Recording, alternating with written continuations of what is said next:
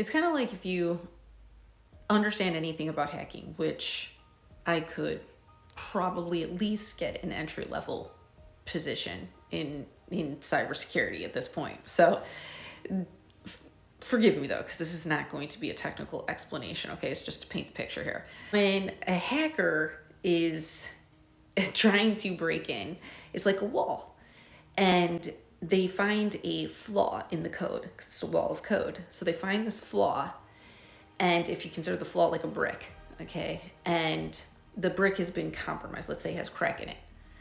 And so then basically what they do is they exploit this flaw, and then they can essentially get right in very layman's terms, okay? I'm still trying to operate an iPhone 13, okay? It's something that actually is relatively simple, and it is adopted. It can then exploit something much bigger. It makes sense when you think about it, right? But these sort of like more minor sort of bits of programming that we have, what they do is the people who are sort of stuck in their victimhood, and again, maybe not intentionally, but they're stuck in their victimhood. So they will adopt as many of these outdated sort of slogans or programming, especially narcissists or psychopaths, use them as like manipulative language or as like an excuse for their behavior.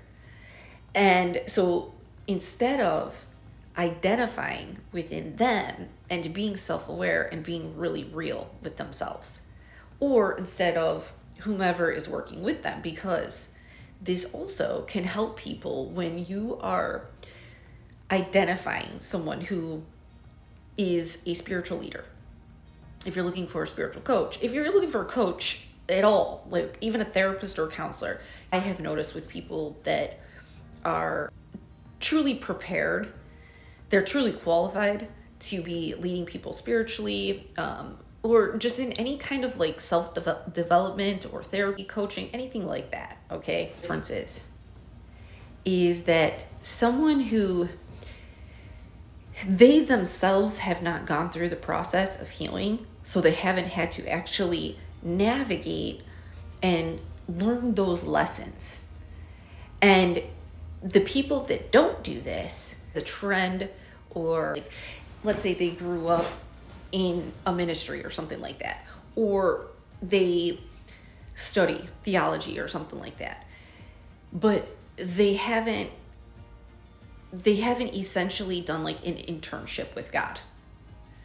And this is such a crucial piece, and I actually believe that this has a lot to do with some of the struggles with a lot of churches and ministries, because most of like the elders in churches and the leadership, like the hierarchy, is actually being determined by people that have really outdated beliefs. And I'm not talking about like the fundamentals. I'm not talking about the core principles or anything like that.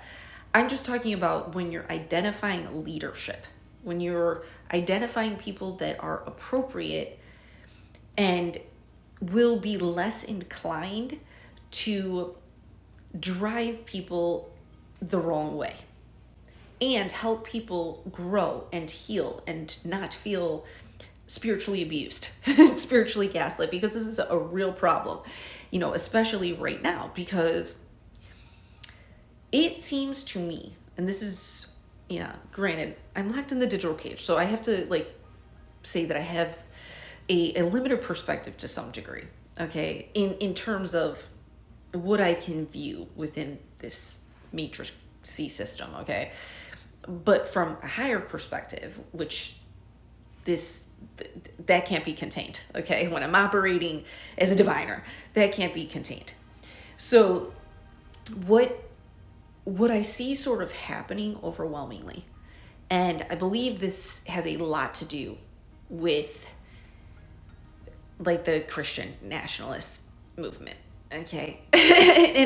and I don't like blaming any group of people for any big group of problem, because I don't believe in any sort of prejudice.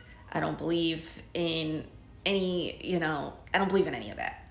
should perpetuate that, because what it does is it ends up leading and driving whatever their mission or their intention is, ultimately always ends up toxic and through fear, and creates bigger problems.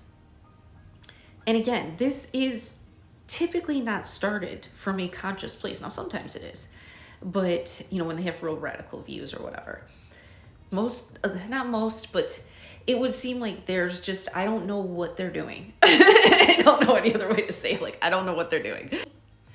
It feels like men, masculine energy, they have adopted this belief that leadership is being on a stage with a microphone or being on a podcast with a microphone. And it's not to say that that's wrong in any way. I listen. I've learned from a lot of them. So there's nothing necessarily wrong with that. But what is, I think, the piece that's missing is the actionable piece. So, and some of them do this as well, but it's putting into motion that wisdom.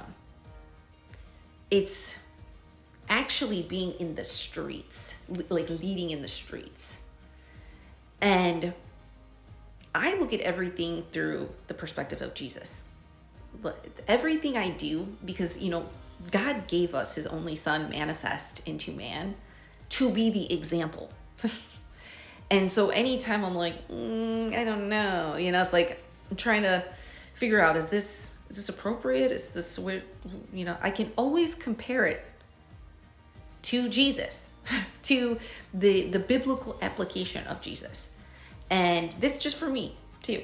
Obviously not a lot of people do that, but when you look at the way that Jesus lived and the idea of Jesus being perfect or sinless, okay? None of us are going to be perfect or sinless. That's not possible. But when you have a pure heart, it doesn't mean that you are perfect, but it means that as much as possible, you are moving from pure intentions, and you are remaining and checking yourself, your ideas, your thoughts, your motives, your desires, your direction, your goals. You're bringing that back to God to see, like, is this in alignment with what I'm supposed to be doing right now? Is this in alignment with the Word of God? A lot of people don't do that. They're not checking themselves. They're too busy checking other people in terms of like masculine leadership overall in our culture. Because especially when they get into this trend that we're seeing right now, creatively, if that's their outlet, great.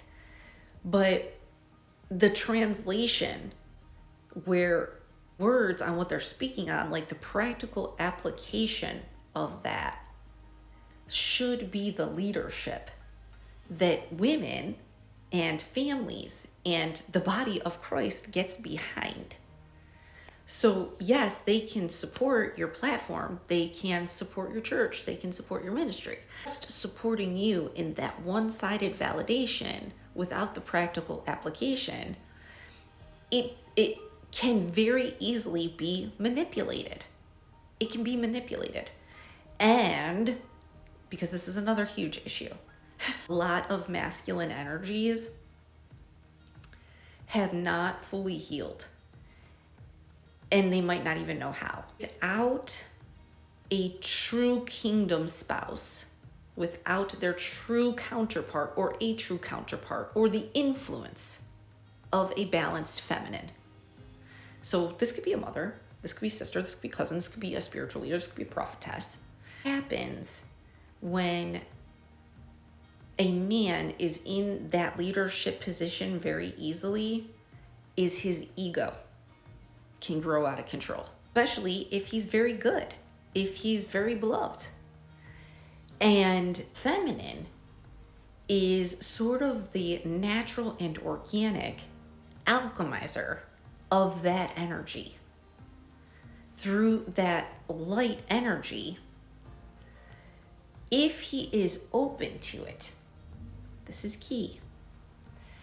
If he is open to receiving from that feminine, that support, because it actually is support, but a man who is in his ego, is dominating, is, for whatever unhealthy pattern he has, believing that the burden is all his to carry. But this is a way in which a woman, a feminine, can support and help share that burden without feeling like she's taking leadership away, without feeling like she's in a position of control, which she can offer guidance through her intuition to sort of, for lack of better words, check the ego. And if he's making moves, whatever he's planning on doing, whatever his motives are, if a feminine is balanced, she will be able to identify through her intuition, like, what's not a good idea. And if it's very ego led, and this doesn't have to be super, this doesn't have to be super obvious either. Probably one of the, I was watching this interview between President Trump, Melania. Now, I don't know these people personally, okay, so I'm talking about the intention. Likely ever, like, positioning for anybody other than, like, God or my family, okay, like my children. Like, because that's not how I'm called to be in the world. You know, when you're love, you're love. So they asked her, like, if, you know, there's anything that she wishes he didn't do, or like what she's given him guidance on. And she said, like, I wish he didn't make as many tweets. I wish he would stop tweeting. It was a very healthy, very respectful response. But it still, you know, it still was like personal to them. Like, you could tell this was like actually a real discussion. You think about when men make posts, and I don't have Twitter, but when men make posts on Twitter, or not all the time, but a lot of times, especially on the way that the Twitter platform, as far as I remember it, is it's very reactive. Like, it's sort of designed to be reactive. Responding from like reaction or out of ego, you can see like that is something that probably is a conversation that's happened in a lot of households. You know, not about Donald Trump, but about people in like their spouses and like the things that they're posting, and like sometimes it's very cringeworthy. It's like, ooh. And even for men to women as well, you know, like that goes back and forth. So there's like very relatable also. But there's a certain dynamic that has to exist between those people for that to happen. Because I guarantee you Donald Trump ain't letting just any chick off the streets check him, okay? But, you know, there has to be a level of respect.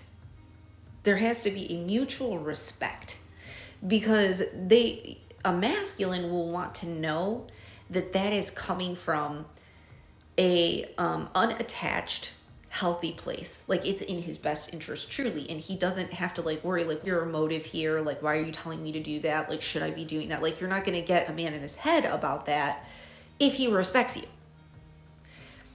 Which leads me to my next point.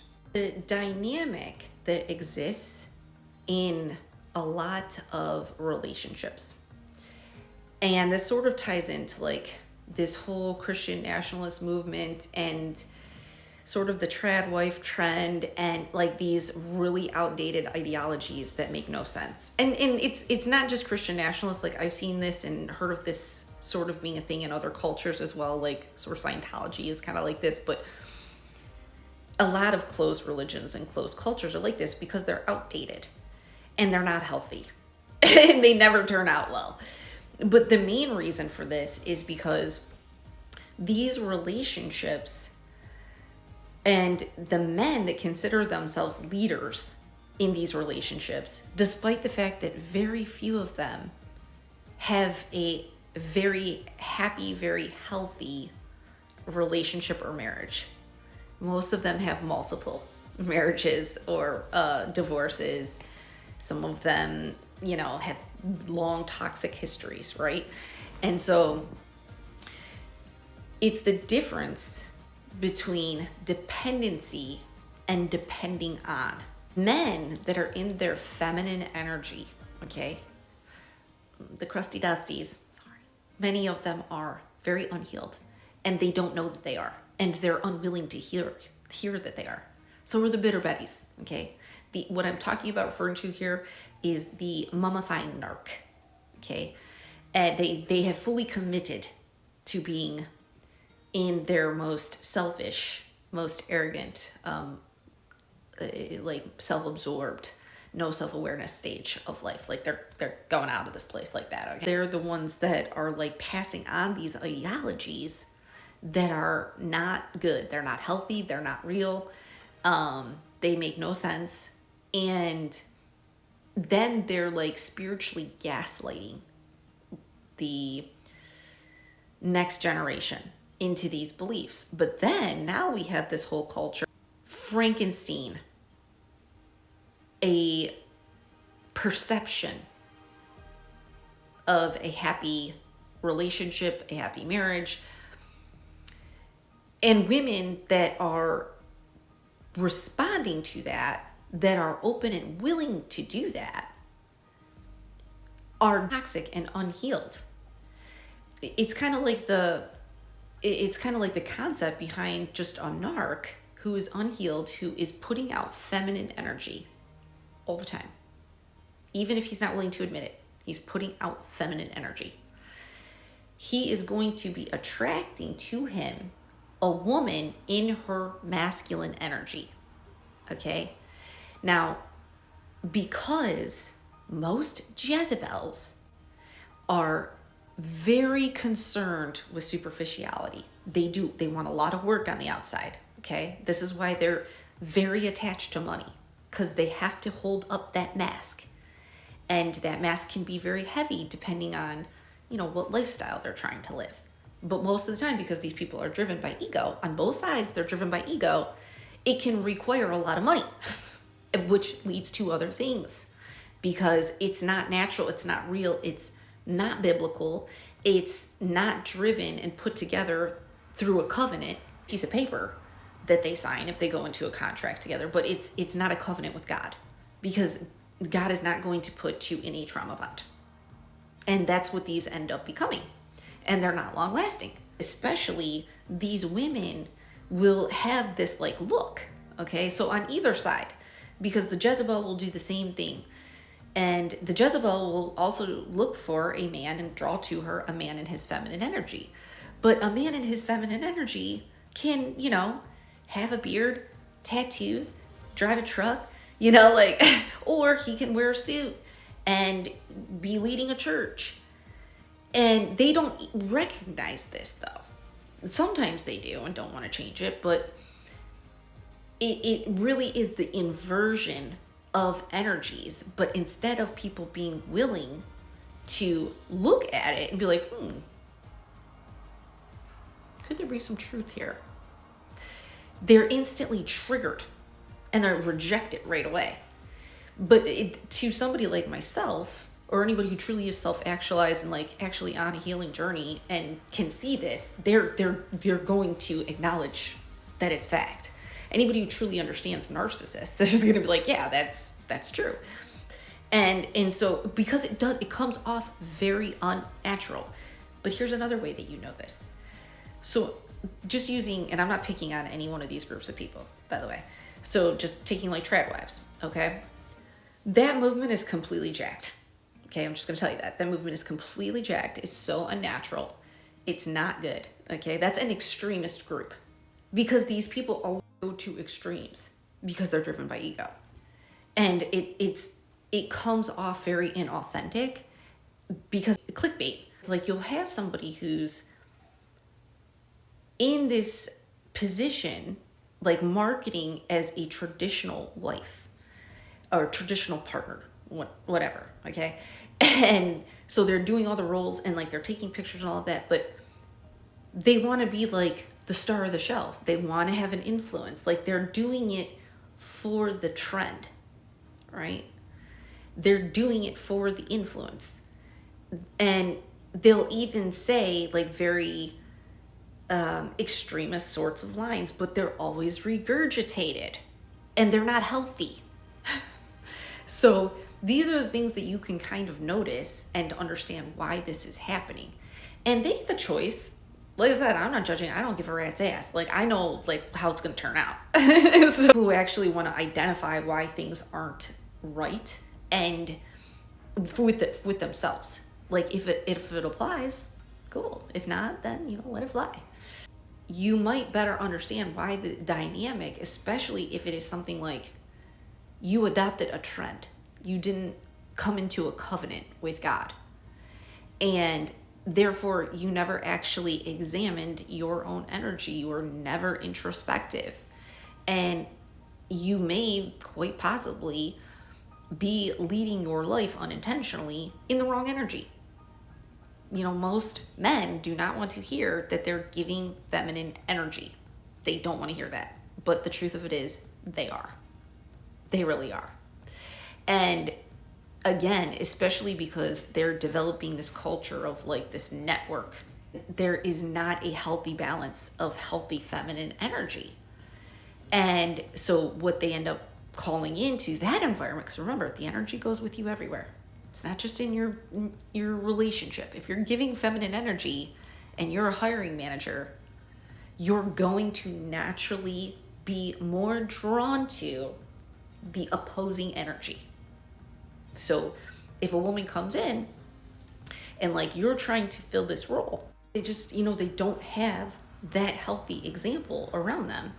But when God is aligning you to, someone who, even if not in that moment, but potentially could be, these are things that you're naturally going to have come up within you. It's just a matter of like whether you're willing to receive that, especially in conjunction with a healthy partner.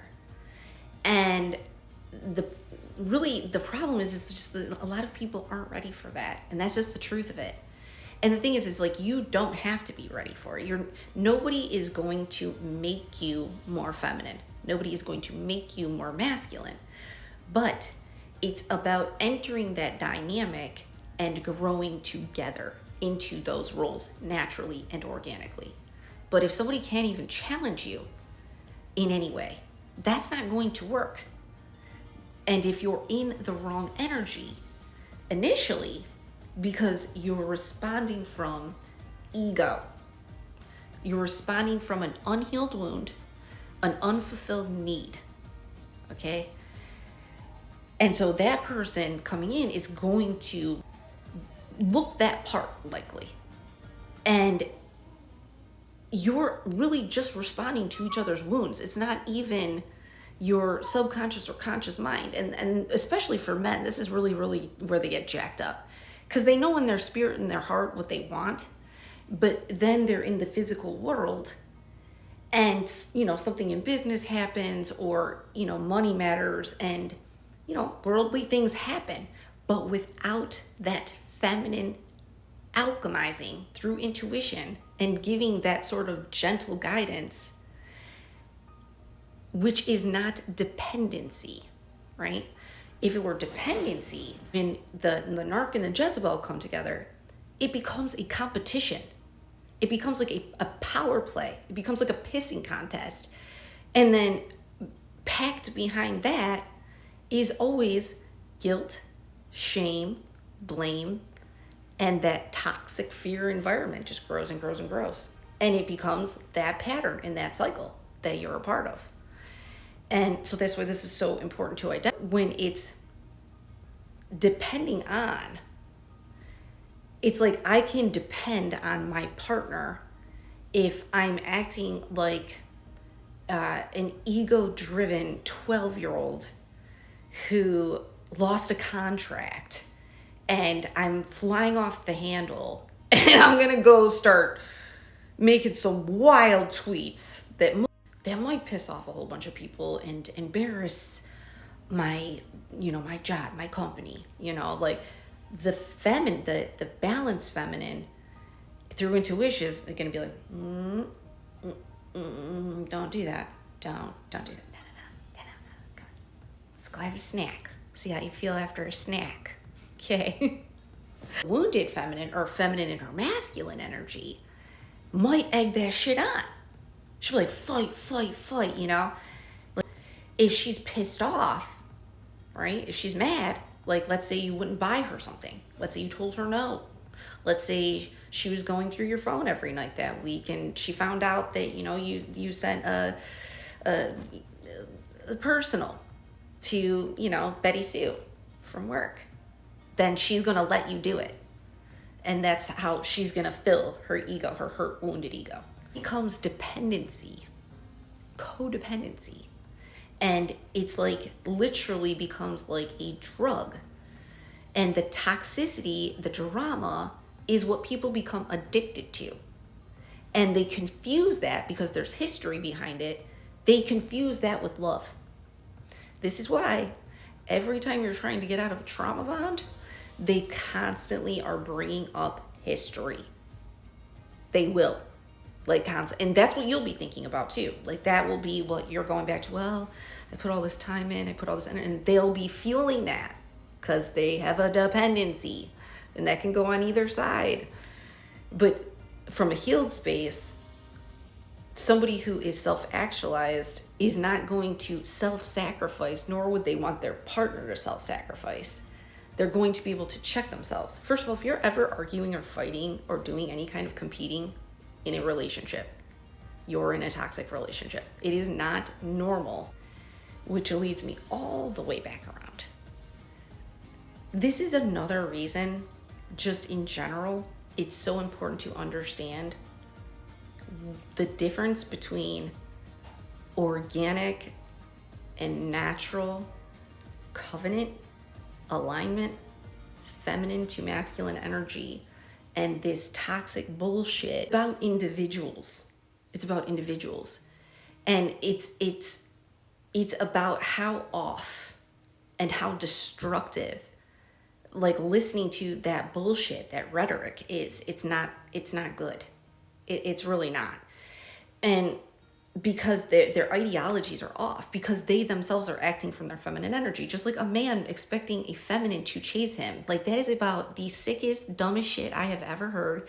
It is so toxic, and it is not normal. Like, that is not normal. But like, what they'll do is they'll try to like bait you with jealousy and, you know, weaponizing communication, weaponizing intimacy, and like all of those things are from a place of like trying to create a trauma bond because you want that person to need you. Needing from a codependent way is not healthy. That will never end healthy for you. That's doing the same thing over and over again. That's that pattern. Needing someone from like, I'm depending on you, right? So it's like, I mentioned this before, but like, I don't really do male friendships. It is really too much at all. Like I have some like, you know, old friends, and if it's familial or something like that, but just like a very personal relationship with men just doesn't work out with me, because they always want to date me or sleep with me, like every single time. It does not go well. So, and then I end up having to then I have to say something, and it's like damn it. Even like guys I've dated, like their friends or their brothers end up trying to hit on me or date me, and it gets weird. So it's like, no.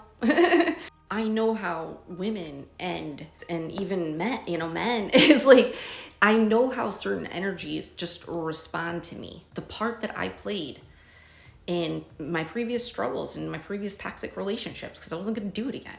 It's like, I wanted to make sure that I was very clear with anybody that, even if not even from like a romantic relationship, even from a business perspective, only align with people and like go through. Now, granted, there was a lot of intentionality on psychologically and emotionally traumatizing me, because they were, like I said, trying to do voodoo on me like for a long, long time, because they were all trying to sacrifice me. And that's a part of what they do. They intentionally align you with, like they pay people to abuse you. That is literally what they do. It's sick. It's truly sick and disgusting. Like, there is no chance that any of the people that participated in this, I just got to keep plugging this in, that you will not be held accountable. The fact that you have not taken accountability should only be causing fear within you, because there's no chance that you will thrive or see anything abundant if you participated in this at all in any way. You will not see abundance. You will not see good things. You will not be lucky. You have a curse on you. And the only person, you see God's little caveat there? That is the type of karma you get when you mess with the first daughter of faith. Should have done your homework. You have to be willing to be honest and meet people where they're at. My intentions towards people and my heart. And the fact that I will check myself and I do take everything to God. And see, a lot of people get this twisted because it's not always what they believe is correct. Or they still are just bitter and unhealed themselves, and they want to act from a vengeful place, like my son's dad. And they're just not being honest with themselves. I could be forgiven and I had to do the right thing. And the right thing to do was to not stay in a relationship with Nick. And that was out of respect for him. And see, like at the time, he's not going to receive it that way. But this is what a lot of people do. A lot of people are not honest with themselves. They're not self-aware. And they were not in the right relationship to begin with. So when a partner cheats, they try to make it work. But if you've ever been cheated on, especially if you didn't have a healthy relationship to begin with, or if the relationship had run its course, or if it's a marriage, the marriage did not come together through a covenant with God. Like if God did not bring the two of you together, God, you don't get to use him in the conversation like when it's time to separate. Like likely if God had brought the two of you together, there would never have been adultery. Because covenant marriages don't have adultery or divorce. They don't. Like it's not even a thing. If it's brought together by God, there's no cheating, there's no divorce. Like that doesn't happen. I'm just saying. It doesn't. It's very rare, see? That's why the divorce rates are what they are. That's why people use marriage as like a business contract. And then they get really upset when it doesn't end up well. But the thing is like in like a covenant marriage, in a covenant partnership, a divine partnership, you don't even have that type of motives. It's not even a thing. The benefit of having one conversation with one old man about this topic that was married for 60 years. He could not even get it up. Him and his wife, well, she wasn't his wife yet, but they separated, and he could not even get it up for other women. He said that's how he knew it was the one. And women will attest to this too. When that is your person, you're not attracted to other people. You're just not.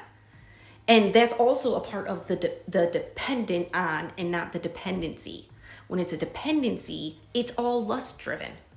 That's why like people say like with narcs, the sex is like great. When you're in a trauma bond, the sex is great. Well, it's really not the sex that is that great. Cause like, ew. Like, ew. Like once you heal from your trauma bond, you'll probably be like, oh, shenanigans. My gosh. But at the time, when you're in that toxic, you have that toxic in you and you're codependent, it's a dependency. It's like an addiction, just the same way most addicts look back at pictures of themselves and they're like, what the That's why healing is so important. And it's always done from within. And when you move from a pure heart, it doesn't mean necessarily that you do everything perfectly. It doesn't mean that you don't make mistakes. But it just means that you are constantly working on being a better person, and you're allowing things to evolve for you naturally and organically. And you're identifying who you are. You're turning to your spirit, and you're living from that spirit.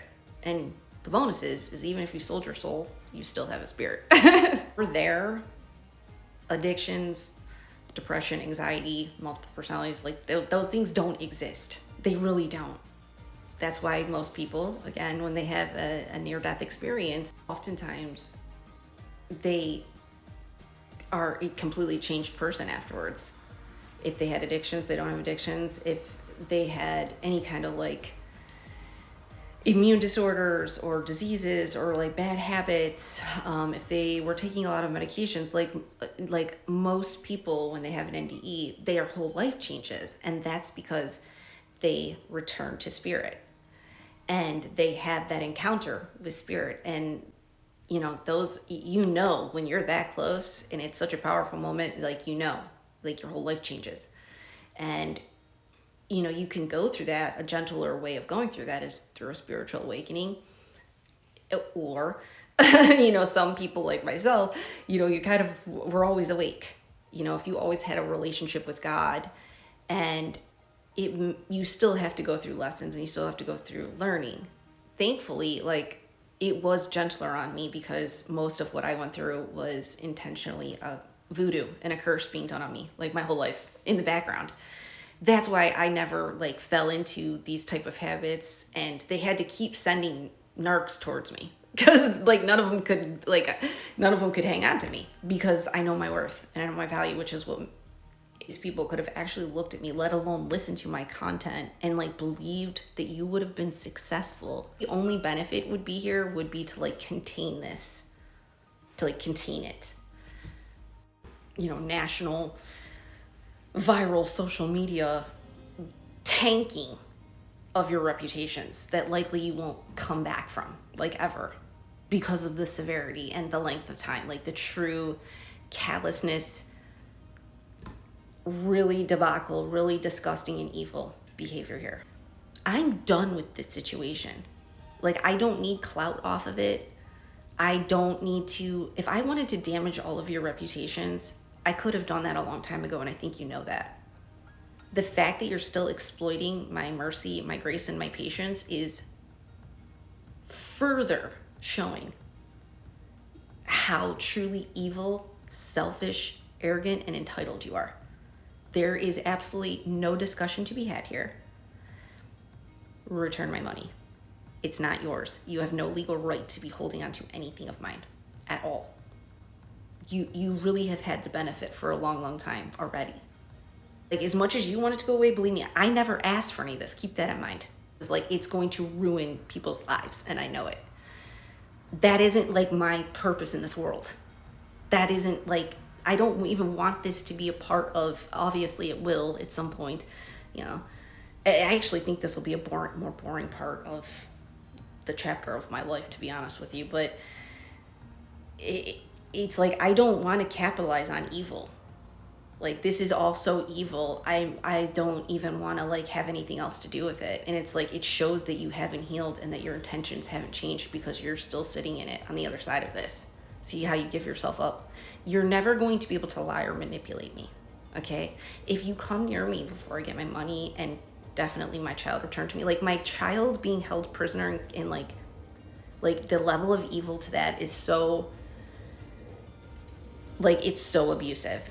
Legitimately though, why would any woman want to be with a man that is allowing that to happen? It's so weird to me, because there's just this inability to have any empathy, to like be able to relate, and that's very scary to me. To like not be able to, like, I would never go into any kind of contract with a man that could not understand what I'm going through daily as a mother, not being able to like be with my son, and more importantly, what my son is going through. Like, my son cries every single day because of this group of people who actually believe themselves to be good people. You're not. You're evil. You're truly evil. You caused serious harm here to me and my children, not anybody else. Whatever like emotional blackmail you put people through. That's the benefit of being unconditionally loving and not codependent, because I don't give a shit. Like, I don't give a shit at all. If I love someone, there is nothing somebody could come and tell me that would change how I love other people. That's dependent on, because you love that person for their spirit.